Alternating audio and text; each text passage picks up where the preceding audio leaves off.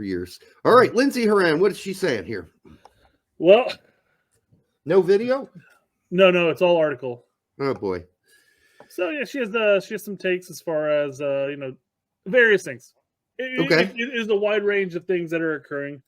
It ranges from being professional before and on and off the field. It has to do with not necessarily listening to what the pundits say or what some fans might say. And she's got some choice words about everybody. So, all right. Individual players can bear the brunt of that magnifying glass just as much as the team can. There's a clear, though understandable vein of frustration from Horan over how her own performances are understood, even from U.S. women's national team fan base. To illustrate the point, Horan brings up how that many viewers will take television commentators' analysis as at fact value. Some do. Face value. Sorry. American soccer fans, most of them aren't smart, she says. They don't know the game. They don't understand. But it's getting better and better. Yeah, I mean, there is a giant portion that watch the women's national team that aren't normally soccer fans on a regular basis. They're there to support the team. That doesn't mean they know the game. It's like I was at a Big Red once trying to buy liquor, and there were two guys that were watching the Women's World Cup at the time, which is back in I don't know what year it was, 21? No, must have been 19. And they were having this conversation like, the women are really good. I think they could beat the men's team. I'm like, hey, listen, I just overheard your conversation. The women's team lost. No, I couldn't help myself. I said they lost to the youth squad at Dallas, this women's team that you're watching, that you're supporting, and I'm glad you're supporting them. But there's a lot of very talented kids on the U15 squad, or I think it was 15 or 16, whatever it was. No, I think it was U15s. Yeah. Well, the academies in MLS are 16 and 18, so it would have been U16, but they're probably predominantly all 15-year-olds. Probably, yeah. So there were a lot of good players on that Dallas team. This is such a broad statement by Horan that I'm not sure what to say about it. It's funny because giantly broad. I mean, one thing it does compare to, Brett, is my brother and several of my friends texting me during the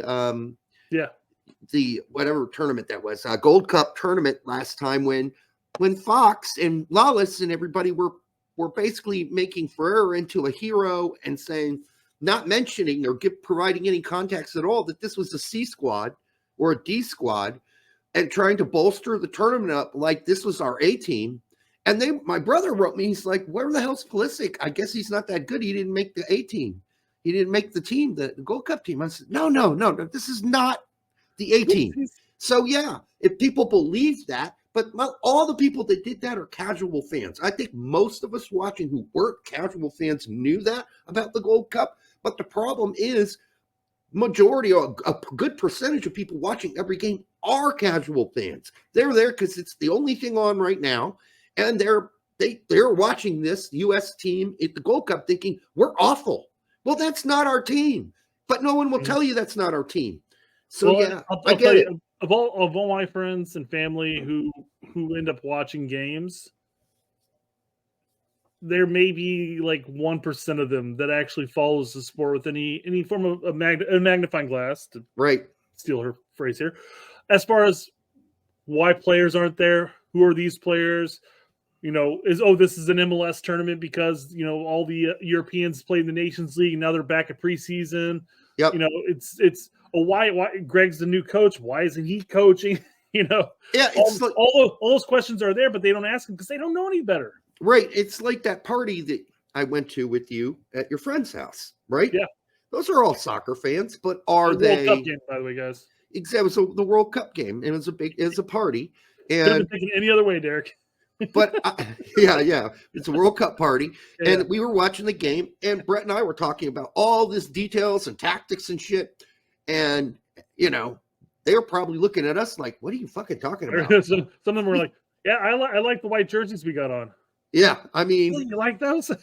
They were there for the World Cup, man. They don't watch exactly. They don't watch MLS. They don't watch the Premier League. A lot of them do casually, maybe, or have one team they watch or follow, but they don't know the game. And yeah, so casual. I would call that a casual fan. Yeah. I think that there's like, you're a casual fan, and then there's finally this line that you cross into like a knowledgeable fan. And that takes a long time to get there, and a lot of passion and a lot of, give a shit. And not a lot of people cross that line, because the spectrum for being a casual fan is gigantic. And to jump over the line to become a knowledgeable fan takes a lot of love and passion, and give a shit and following the news, and then not just buying everything that the mainstream press, soccer press, shovels at you. Because if you do that, then you're going to be totally fucking misinformed. Absolutely misinformed. You'll think that Reina blackmailed somebody. You'll think the A team played in the Gold Cup. There are all kinds of things you'll believe. You'll think Ferreira's our best striker. All right. Dude, one of the videos we'll get to later with Reina, and it's not in that video, but one of his most recent videos. This is a Nottingham Forest fan channel that covers the news for Forest. Even he brought up if you believe in the talk from the news around Reina, you'd believe that his parents blackmailed the national team coach because Reina wasn't getting enough playing time. And I'm like, oh my god, there's so much to unpack there. And I know. Looking at that, no, stop it. I know, and it's so frustrating because the guy who wrote the original article, Jeff Carlisle, never made an official retraction on air. Never made a retraction on the article. He just edited the article fucking 5,000 times. And by the time he fixed all the things he fucked up, everybody had already read it in its first form. So everybody, that blackmail shit went out international. Most people just read the title of the article.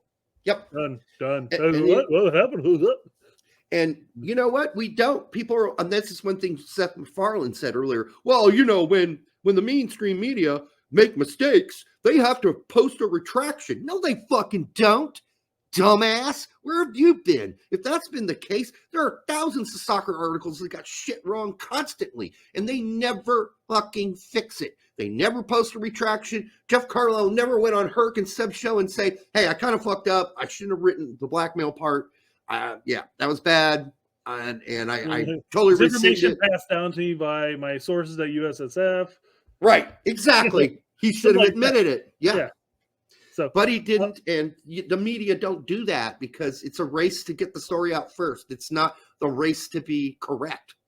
That's not what they're here for. They're here to sell you shit, and they can't sell you shit if they're the last one doing the story, and everybody else has already broken the news. But go ahead, Brett. Sorry. Yeah, so Nick says Lindsey was the first guest on Sam Mew's the Women's Game podcast on YouTube channel.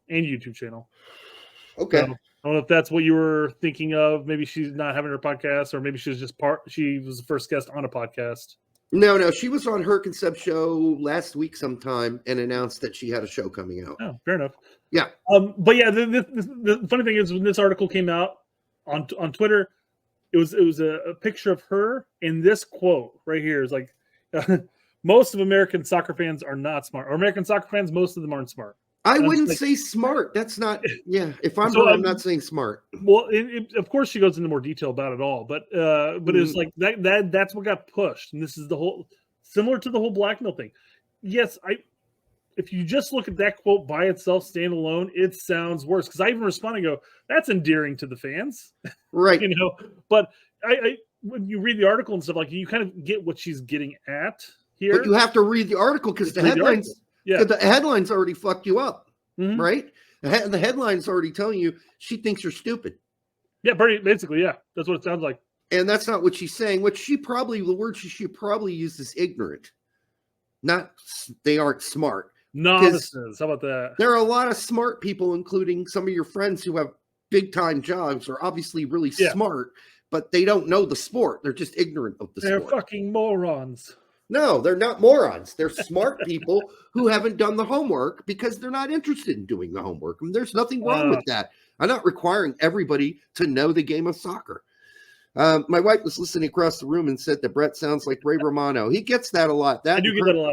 Yeah, Kermit the Frog. I do hear when I listen back. I hear the Kermit the Frog thing actually more and more. Now do you put that in my mind? I can hear it all the time. Yeah, Kermit. I'll finish this quote here. I'm going to piss some people off. Piss off some people, she continues, but the game is growing in the U.S. People are more and more knowledgeable, but so much of the time people take what the commentators say, right? My mom does it. She breaks into laughter. My mom says, Julie Foudy said, you had such a good game. And I'm here just going, I was fucking shit today. Yeah, no, I agree. Yeah. And I think that there's a lot of apologists out there covering the game. And yeah, she knows she had a bad game, but Julie Foudy's going to go on. And now, okay, Julie Foudy's the wrong person to pick because I don't think she's a big bullshitter. But there are other people out there that will cover for the players. It could be one of those things where you kind of sugarcoat it to an extent. Yes. I will say, obviously, her mom wasn't listening to the Fox broadcast because Lawless and who am I spacing? The new chick on Fox. What's her name? Former player. Don't remember. But yeah, they were not even low-key bashing the U.S. Women's National Team that cup. And of course, they kind of deserve it, too. It wasn't a great performance. Yeah, so, I mean, there are times there is honesty for sure. Yeah. I'm not saying they're fucking lying to you, 99% of the time, because they're not. And I think Lawless generally, when he's upset, he lets the team have it. But he did go and give that Gold Cup team so much extra cover. It's really it was so disappointing throughout the coverage. I mean, I just didn't expect that kind of blowhardness from him the whole way through. I thought at some point he would go, you know what? This team's not very good. I kind of imagine Pereira coming on to the broadcast at halftime and saying, Lawless, quit drinking. I've already come twice. It's not happening anymore. Yeah, exactly. Jesus. It was Carly Lloyd. Thank you. Appreciate that. Carly Lloyd. Yeah, I love Carly Lloyd. Yeah. There's a gal who doesn't bullshit anybody. No one. Not just because I'm related to her. All right, Fallen Phoenix. It was Fallen Phoenix who said Carly Lloyd. Oh, okay. I was bringing it back up because I clicked on and clicked right off of it. It was like 2 seconds. Right. I just wanted to give credit to who came up first. All right. Well, we got a lot of more to cover. So, what do you want? Do you want me to do? I got two more quotes here. Oh, talk about something else that's also important with this last tournament. If you're not backing it up on the field, people are gonna come and talk shit about what you're doing, where your priorities are. She says, like, are you getting ready for the game? Are you caring more about this shit? I'm not sure I understand that quote. Okay, so do you not remember some of the pregame shenaniganries that were occurring with the U.S. Women's National Team, like the fashion show and all that? Yeah, Lloyd had a mouthful about that.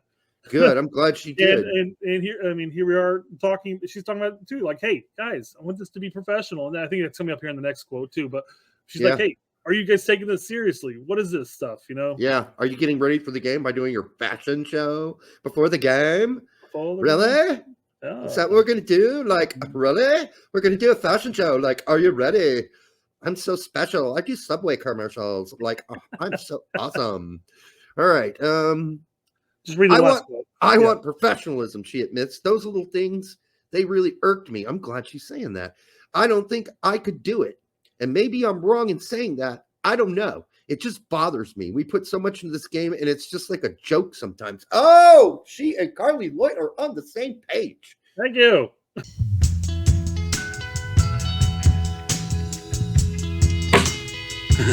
That hurt. Then what is this thing? Gio should never play for U.S. men's national team again because of the action of his parents. What an idiot! Oh! What type of Muppet does this? Muppets. Absolute Muppets. I'm not going to be the best person to give a whole explanation here, but that's... Booty, booty! Sick! Booty, booty! Just fucking deal with it. What are we really doing? Yeah, I can agree with that. Throw a zebra in between a tarantula and an elephant. Has been nothing more than a sham. Yeah, we didn't play well, but you know what? At the end of the day, we got the job done. It's going to be a good time for sure. Oh, sex with the first cousin would indeed be incest. And